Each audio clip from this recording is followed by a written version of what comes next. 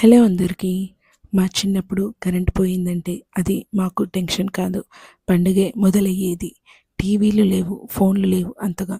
కానీ ఆ రోజుల్లో ఉన్న సంతోషం మాత్రం అంతా ఇంతా కాదు. ఈరోజు మనల్ని మళ్ళీ ఆ 90s వేసవి రాత్రిల్లోకి తీసుకెళ్ళే ఒక చిన్న జ్ఞాపకం వీడియోని చివరి వరకు మిస్ కాకుండా చూడండి. అది వేసవి సెలవులు. సాయంత్రం అయ్యేసరికి ఇంటి లోపల ఎవ్వరూ ఉండేవాళ్ళం కాదు. అందరం ఆరుబయటే అరుగుల మీద కూర్చొని చల్లగాలిని ఆస్వాదిస్తూ నవ్వులు పంచుకునేవాళ్ళం. పిల్లలందరూ తమ తమ ఆటల్లో మునిగిపోయి ఉండేవారు. కొందరు దాగుడు మూతలు, ఇంకొందరు అయితే సైకిళ్లతో ఊరంతా తిరుగుతూ అందరూ కలిసి ఆడుకునేవాళ్ళం. అప్పుడే ఒక్కసారిగా కరెంటు పోయేది. అయ్యయ్యో అనేవాళ్ళం కాదు. ఏ కరెంటు పోయింది అంటూ గట్టిగా అరుస్తూ కేకలు పెట్టేవాళ్ళం. ఇంటి ముందు మంచాలు, కుర్చీలు వేసుకొని అందరూ ఆరుబయటే కూర్చొని ఆ చల్లగాలిని, ఆ ప్రశాంతతని ఆస్వాదించేవాళ్ళం. అప్పుడే మొదలయ్యేవి దెయ్యం కథలు.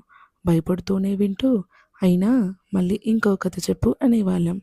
ఆ రోజుల్లో ఫ్రిడ్జ్ లేకపోయినా కుండలోని చల్లని నీళ్ళే తాగితే అమృతంలా ఉండేవి మాకు. చివరికి కరెంట్ ఇంకా రాకపోయేసరికి ఆరుబయటే మంచాల మీద పడుకొని గాలిలో తేలిపోతూ నక్షత్రాలను లెక్క పెడుతూ నిద్రపోయేవాళ్ళం.